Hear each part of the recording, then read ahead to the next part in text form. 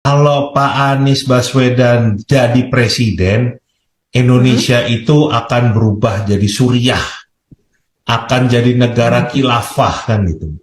Jadi kita-kita yang beragama Kristen, kita-kita yang mungkin beragama non-Muslim itu harus ganti agama kan gitu. Apa nggak takut kalau itu terjadi, Kakak Santi? Enggak, jujur saya tidak takut.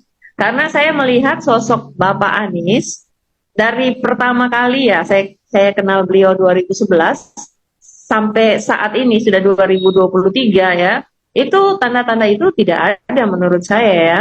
Yang pertama, ketika kita lihat beliau waktu menduduki jabatan sebagai Menteri Pendidikan, adakah beliau mencanangkan sebuah program atau sesuatu yang berkaitan dengan pendidikan yang notabene eh, agak mengarah ke yang tadi dirumorkan? Kan nggak ada.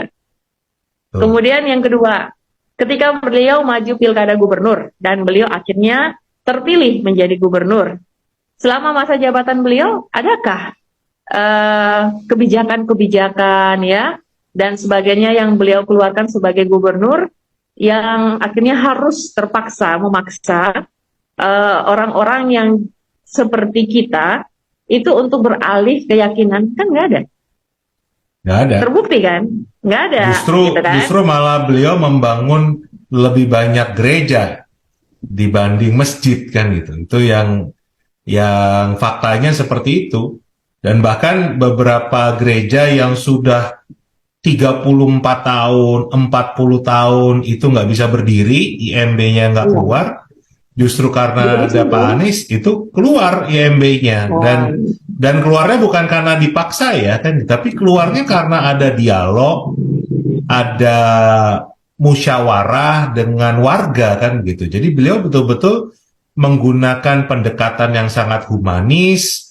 Beliau itu mengajak masyarakat untuk kita toleransi, kita betul-betul bersaudara dengan satu sama lain. Beliau tuh bahkan mengatakan, eh, masa sih kita harus melarang saudara-saudara kita yang beragama Kristen untuk tidak beribadah? Mereka kan butuh juga beribadah. Masa kita doang? Ayo dong kita sama-sama punya empati. Dan itu yang membuat gereja-gereja yang tadinya tidak bisa berdiri, nggak keluar izinnya, akhirnya keluar. Jadi ya, sebetulnya memang problemnya tak kenal maka tak sayang ya, Kakak Santi ya. ya Kalau betul Kakak Santi seperti kan, itu. Kakak Santi udah ketemu beliau, udah tahu. Jadi segala berita miring tentang beliau ya nggak percaya kan gitu. Karena memang buat orang yang sudah kenal beliau itu sama sekali bukan Pak Anies kan begitu. Itu Ya, hanya sebuah framing dari mhm. orang-orang yang ketakutan kalau Pak Anies bakal jadi presiden kan begitu. Ya, betul. Saya sepakat dengan itu dan juga selain yang tadi saya sampaikan, kita juga bisa melihat bahwa oke, di beberapa tempat beliau di framing yang seperti tadi kita bincangkan, tetapi di luar dunia luar begitu apa namanya respect ya dengan adanya banyak penghargaan-penghargaan yang beliau dapatkan sehingga saya mau menyarankan sih kalau memang ada rumors atau ada hoax kayak gitu, lebih baik kita cek and recheck dulu gitu kan, sebelum kita ikut menyebarkan hoax atau rumors tersebut. Karena sekarang udah zaman digital kan, semuanya bisa kita searching. Tapi kita juga harus menjadi pengguna media sosial yang juga cerdas dan selektif sehingga kita nggak langsung percaya kayak gitu kan. Saya sih menyarankan seperti itu sebagai warga negara yang baik. Kalau saya itu terus terang justru melihatnya memang ada upaya untuk mengadu domba kita, Kakak. Jadi Mhm. sekarang ini seakan-akan memang Indonesia ini dibelah menjadi dua kan begitu. Hmm. Yang kelompok pertama itu ya termasuk mereka yang non-Muslim, yang setiap Mhm. hari selalu diterpa isu ada radikalisme, ada intoleransi, nanti Mhm. Indonesia akan berubah menjadi Suriah, akan menjadi negara Islam. Jadi kita itu hidup dengan ketakutan kan gitu. Kita hidup dengan kecemasan yang akhirnya tumbuh kebencian dengan saudara-saudara kita yang beragama Muslim. Jadi didorong yang istilahnya sekarang Islamofobia kan gitu loh. Jadi ketakutan terhadap agama Islam kan begitu. Orang-orang Muslim kan gitu. Sebaliknya saudara-saudara kita yang Muslim ini setiap hari juga diprovokasi.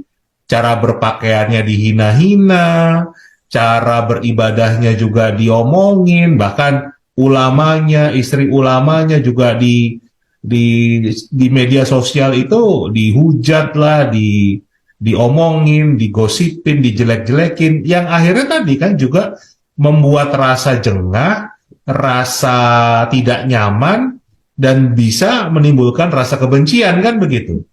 Akhirnya dua kelompok besar yang sama-sama saudara ini, satu bangsa satu tanah air ini, jadi seakan-akan bermusuhan kan begitu. Nah ini yang terjadi dan sepertinya Pak Anies ini adalah satu-satunya figur yang bisa menyatukan kita. Ya. Setuju nggak kakak nanti ngeliat itu? Setuju. Karena kalau yang lain kan sebetulnya sama aja dengan kondisi yang sekarang kan, nggak ada perubahan, dan itu yang terjadinya perbedaan tadi pada saat pemerintah yang sekarang ini kan, itu kenapa kita butuh perubahan. Iya. Gitu. Dan Pak Anies itu saya mau bilang beliau itu keren gitu. Keren dalam pengertian bisa saya jabarin ya Kak. Keren yang pertama itu beliau adalah keterwakilan orang-orang yang kreatif. Oke. Ya kan? Kemudian itu energik. Beliau juga mewakili kalangan-kalangan yang energik ngurusin Indonesia, yang dari Sabang sampai Merauke itu kita memerlukan orang yang energik gitu. Ya. Ya kan? Selain kreatif. Tetapi kalau hanya keren dan energik tanpa dibungkus dengan jiwa religius yang juga terwakilkan di sosok Bapak Anies ini, itu juga akhirnya nanti kreativitas dan energi yang dimiliki itu bisa digunakan untuk melukai atau menghancurkan orang lain, dan itu Pak Anies nggak mungkin. Tetapi selain kreatif, energik dan religius, Bapak Anies Rashid Baswedan itu juga nasionalis, ya kan? Okay. Jadi kalau kreatif, energik, religius, terus nggak nasionalis, ya nanti nganggapin yang kayak sekarang, rumors itu, saya paling benar, kamu nggak benar, atau kita yang paling benar, mereka yang salah. Nah, oleh karena itu, saya menganggap bahwa Bapak Anies Rashid Baswedan ini orang Indonesia yang keren, yang kreatif, energik, religius, dan nasionalis. Oleh karena itu, bagi saya, nggak ada alasan untuk tidak memilih, untuk tidak mendukung seorang Bapak Anies Rashid Baswedan, gitu Kak.